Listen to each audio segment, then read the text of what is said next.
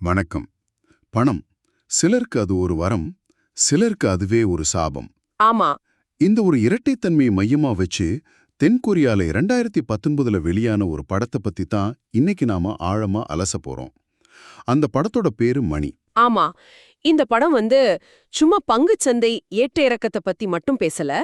பணக்காரனாகணும்னு ஒரே ஒரு கனவோட அந்த உலகத்துக்குள்ள வர்ற ஒரு சாதாரண இளைஞன். ம் அவனுக்கு ஒரு ஆபத்தான வாய்ப்பு வரும்போது அவன் என்ன முடிவெடுக்கிறான், அதனால அவன் எப்படி மாறுறான் அப்படின்னு ஒரு முழுமையான பயணத்தை ரொம்ப விறுவிறுப்பா சொல்லுது. இந்த கதையை முழுமையா புரிஞ்சுக்கிறதுக்காக நீங்க எங்களோட பகிர்ந்துகிட்ட தி கொரியா ஹெரால்ட், சினிமா எஸ்கேபிஸ்ட் மாதிரியான தளங்களோட ரிவ்யூஸ், அப்புறம் நமோவிக்கி மாதிரி தளங்கள்ல இருக்கிற விரிவான தகவல்கள், இது எல்லாத்தையும் தொகுத்து அதோட சாரத்தை உங்களுக்கு கொடுக்க போறோம். குறிப்பா சொல்லணும்னா, இந்த படத்தோட கேரக்டர்ஸ் எப்படி டிசைன் பண்ணிருக்காங்க, ஹாலிவுட்டோட வால் ஸ்ட்ரீட் மாதிரியான படங்கள்ல இருந்து இது எப்படி அழகா நிக்குது, அப்புறம் ரொம்ப முக்கியமா சொல்லுங்க. இது தழுவி எடுக்கப்பட்ட நாவலுக்கும் இந்த படத்துக்கும் நடுவுல ஒரு பெரிய வித்தியாசம் இருக்கு. அதை இந்த படத்தோட மெசேஜே எப்படி மாத்துதுங்கிறது வரைக்கும் நம்ம விரிவா பார்க்க போறோம். சரி, ஆரம்பிக்கலாம். இந்த படத்தோட டைரக்டர் பார்க் நூரி ஒரு இன்டர்வியூல இந்த படத்துல பணம்ங்கிறத ஒரு அம்சம் மட்டும் இல்ல, அதுவே படத்தோட முக்கிய பொருள், தலைப்பு, ஏன் முக்கிய கதாபாத்திரமே அதுதான் அப்படின்னு சொல்லியிருக்காரு. இதுவே போதும்னு நினைக்கிறேன். மிகச் சரியான பாயிண்ட். பணம் இங்க ஒரு ஒரு ஜானஸ் ஃபேஸ்டு சத்தையா காட்டப்படுது. அதாவது ஒரே நேரத்துல வரமாகவும் சாபமாகவும் இருக்கக்கூடிய ஒரு இரட்டை முகம் கொண்ட சக்தியா. ஓ, இந்த இரட்டைத்தன்மை தான் படத்தோட ஹீரோ ஜோ இல்ஹியோனோட முழு பயணத்தையும் தீர்மானிக்குது. இந்த கேரக்டர்ல நடிகர் ரியோ ஜுன்யோல் நடிச்சிருக்காரு. இந்த இல்ஹியான் கேரக்டர் ஒரு பெரிய பணக்கார கனவோட பங்குச் சந்தைக்குள்ள வர்றான். ஆனா அவனோட ஆரம்பகால வாழ்க்கை எப்படி இருந்துச்சு, அது அவனோட இந்த ஆசைகளை எப்படி வடிவமைச்சது? அது ஒரு அருமையான கேள்வி. ஏன்னா அவனோட பேக்ரவுண்ட் தான் அவனோட செயல்களுக்கு ஒரு விதத்துல நியாயம் கற்பிக்க முயற்சி பண்ணுது. அவன் ஒரு ரொம்ப சாதாரண குடும்பத்துல இருந்து வர்றான். அப்படியா? அவங்க அப்பா அம்மா கிராமத்துல ஒரு ராஸ்பெரி பண்ணை நடத்துறாங்க. அவனுக்கு ஒரே ஒரு கனவு தான், எப்படியாவது பணக்காரன் ஆகணும்னு. ஆனா கனவு மட்டும் போதுமா? பங்குச்சந்தையில ஒரு புது புரோக்கரா சேர்ற அவனுக்கு அனுபவம் இல்லாததால ஒரு பெரிய ஆர்டர்ல தப்பு பண்ணிடுறான். ஐயோ! இதனால அவன் வேலையை விட்டே தூக்கப்படுற நிலைமைக்கு வந்துடுறான். ஆக அவன் ரொம்ப பலவீனமா, விரக்தியா ஒரு மனநிலையில இருக்கும்போது தான் அவனுக்கு அந்த சோதனை வருது. கரெக்ட், சரியா சொன்னீங்க. அந்த விரக்தியான நேரத்துல தான் பியாண்ட் ஹோப்பியோன்னு ஒரு புனைப்பெயர் கொண்ட மர்மமான ஆள் அவனை கூப்பிடுறான். அவனுக்கு டிக்கெட்னும் இன்னொரு பேரும் இருக்கு. டிக்கெட் பேரே சுவாரஸ்யமா இருக்கே. அவன் மூலமா தான் கதை அடுத்த கட்டத்துக்கு நகருது இல்லையா? ஆமா, இந்த டிக்கெட் சட்டவிரோத பங்குச்சந்தை வேலைகள்ல ஒரு எக்ஸ்பர்ட். அவன் எல்ஹியோனுக்கு ஒரு ஆஃபர் கொடுக்கறான். நான் சொல்றத செஞ்சா நீ கோடீஸ்வரன் ஆகலாம். இதுதான் அந்த டீல். வேற வழியே இல்லாத எல்ஹியோன் அதை ஏத்துக்கறான். ம் அந்த முதல் டிரான்சாக்ஷன்லயே அவன் சம்பாதிக்கிறது சுமார் 700 மில்லியன் வோன். அதுதான் அவனோட வாழ்க்கையோட டேர்னிங் பாயிண்ட். அந்த முதல் சுவை அதுதான் அவனை முழுசா மாத்திடுது. அந்த பணம் அவனோட உலகத்தை எப்படி தலைகீழா புரட்டி போடுது. அந்த மாற்றம் படத்துல ரொம்ப தெளிவா காட்டப்படுது. அது வரைக்கும் ஒரு சின்ன வீட்ல வாழ்ந்தவன் கங்கணம் ஏரியால ஒரு லக்ஸூரி அபார்ட்மெண்ட்டுக்கு மாறுறான். ஓ, அப்பா அம்மாவோட பண்ணையில வேலை செய்ய ஆட்களை நியமிக்கிறான். காஸ்ட்லி கார், ட்ரெஸ்ன்னு அவனோட லைஃப் ஸ்டைல் மொத்தமா மாறுது. இத பத்தி ஆக்டர் யூஜன் யோல் ஒரு இன்டர்வியூல சொன்னது ரொம்ப சுவாரஸ்யமா இருந்துச்சு. என்ன சொன்னாரு? படப்படிப்புல பணக்காரனா நடிக்கிறதே என் முகத்துல ஒரு மாற்றத்தை கொண்டு வந்துச்சு.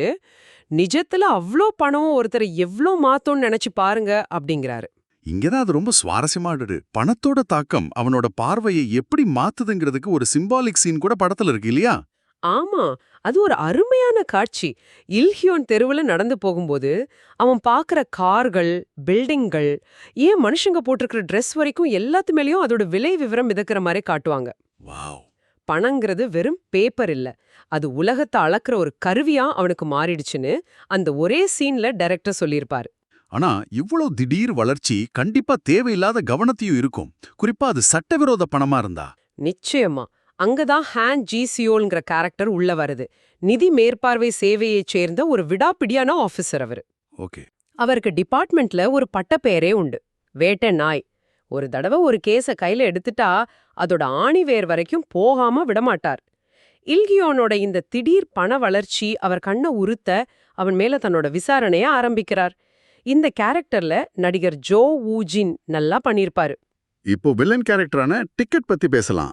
டைரக்டர் அவனை வெறும் கெட்டவனா காட்ட விரும்பல, அவனோட செயல்களுக்கு ஒரு லாஜிக் இருக்கிற மாதிரியும் அவன் ஒரு மாதிரி கவர்ச்சியா தெரியற மாதிரியும் காட்ட நினைச்சதா ஒரு தகவல் சொல்லுது. ஆனா ரிவ்யூவர்ஸ் இது அப்படி பார்க்கலையே. இல்ல, இங்கதான் ஹாலிவுட் படங்களுக்கும் இந்த படத்துக்கும் ஒரு முக்கியமான வித்தியாசத்தை கிரிட்டிக் சுட்டி காட்டுறாங்க. சினிமா எஸ்கேபிஸ்ட் தளத்தோட ரிவ்யூ ஹாலிவுட்டோட புகழ்பெற்ற வால் ஸ்ட்ரீட் படத்துல வர்ற கார்டன் கெக்கோ கேரக்டரோட டிக்கெட்டை ஒப்பிடுது. ஆமா, கார்டன் கெக்கோவோட அந்த கிரீட் இஸ் குட் டயலாக் ரொம்ப ஃபேமஸ். கரெக்ட். அது வெறும் டயலாக் இல்ல, அது முதலாளித்துவத்தோட ஒரு கொடூரமான முகத்தை காட்டுற ஒரு தத்துவம். அப்போ கார்டன் கெக்கோ பேராசைய ஒரு சித்தாந்தமா பார்க்கறான், ஆனா டிக்கெட் அப்படி இல்லைன்னு சொல்றாங்களா? சரியா சொன்னீங்க. டிக்கெட் கேரக்டர் கிட்ட அப்படி ஒரு தத்துவ பார்வை கிடையாது. அவனோட நோக்கம் பணம், அதிகாரம், அவ்வளவுதான். அவன் ஏன் இதை செய்யறாங்கிறதுக்கு பின்னாடி ஒரு சித்தாந்தமோ பெரிய லட்சியமோ இருக்கிற மாதிரி காட்டப்படல. ஓ, புரியுது. இதனால கார்டன் கெக்கோ மாதிரி ஒரு மறக்க முடியாத வசீகரமான வில்லனா அவன் தெரியல. அவன் ஒரு புத்திசாலியான கொடூரமான கிரிமினலா மட்டுமே தெரியறான். நடிகர் யூஜி டேவோட நடிப்பை பத்தியும் ஒரு குறிப்பு இருக்கு. அவரோட புகழ்பெற்ற ஓல்டு பாய் பட கேரக்டரை இதை ஞாபகப்படுத்துறதா? ஆமா, அந்த அமைதியான ஆனா கணிக்க முடியாத ஒரு அச்சுறுத்துற தன்மை இந்த கேரக்டர்லயும் வெளிப்படுது. அது படத்துக்கு ஒருவித பதற்றத்தை கொடுக்குது. ஆனா இந்த வில்லன் வெறும் ஃபைனான்ஷியல் ஃப்ராடோட நிக்கல. அதுதான் இந்த கதையை வேற ஒரு தளத்துக்கு எடுத்துட்டு போகுது. அப்படியா?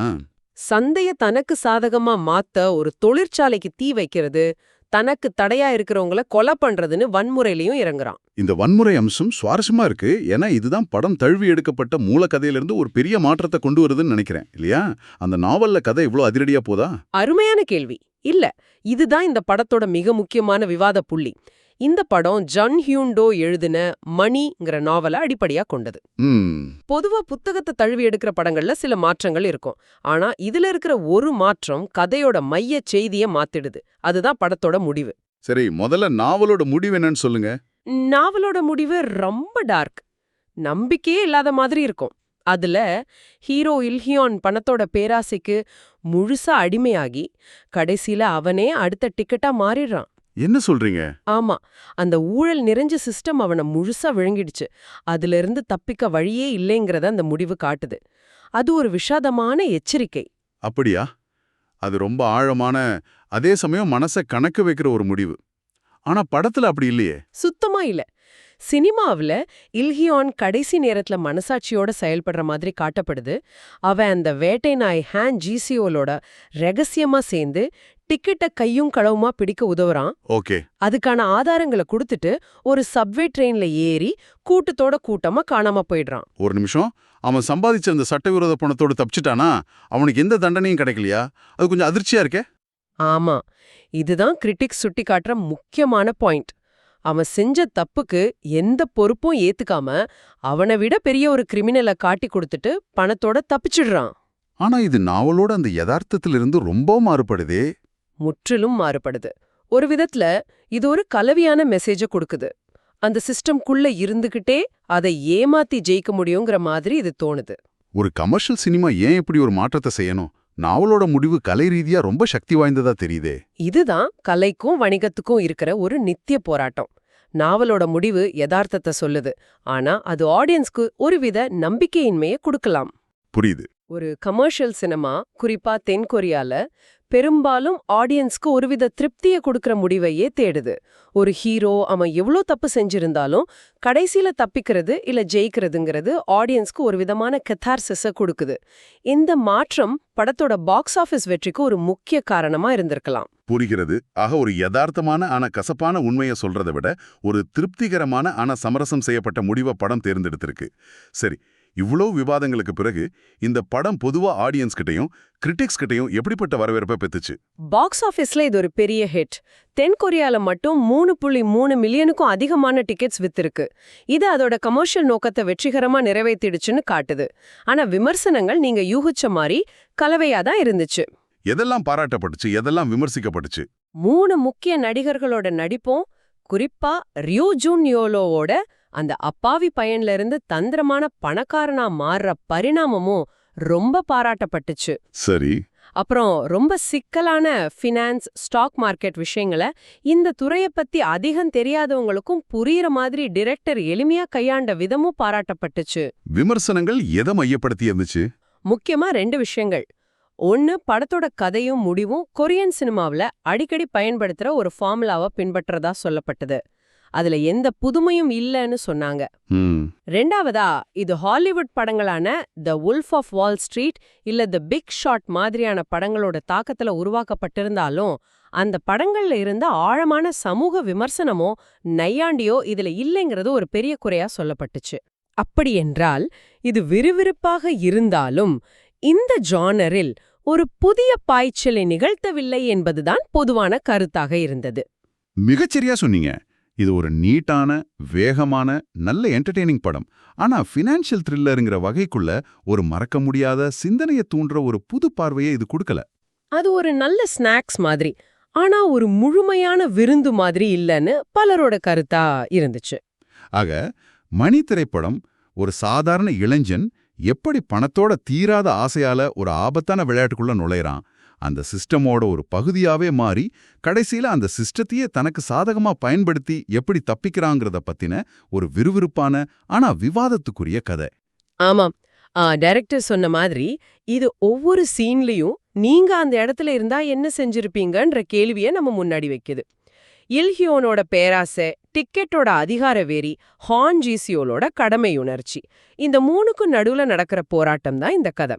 இறுதியா உங்களுக்கு ஒரு சிந்தனை. இந்த படத்தோட முடிவு அது தழுவி எடுக்கப்பட்ட நாவலிருந்து முற்றிலும் மாறுபடுது. நாவல் பணத்தோட ஊழல் சக்தி ஒரு தடவை உங்களை பிடிச்சுக்கிட்டா அதுலேருந்து தப்பிக்கவே முடியாது, கடைசியில் அந்த சிஸ்டமே உங்களை விழுங்கிடும்னு சொல்லுது. ஆனா திரைப்படமோ அந்த ஊழல் சிஸ்டம்ல ஒரு பகுதியா இருந்துகிட்டே புத்திசாலித்தனமா செயல்பட்டா அதை வென்று தப்பிக்கவும் முடியும்னு சொல்லுது. இந்த 2 முடிவுகள்ல எது உங்களுக்கு நிஜ வாழ்க்கைக்கு நெருக்கமானதா தோணுது? ஒரு தவறான அமைப்புக்குள்ள போயிட்டு எந்த கரையும் படியாம வெளியே வர முடியுமா, இல்ல அந்த அமைப்பு கடைசியா நம்ம அடையாளத்தையே சிதைச்சிடுமா? யோசிச்சு பாருங்க.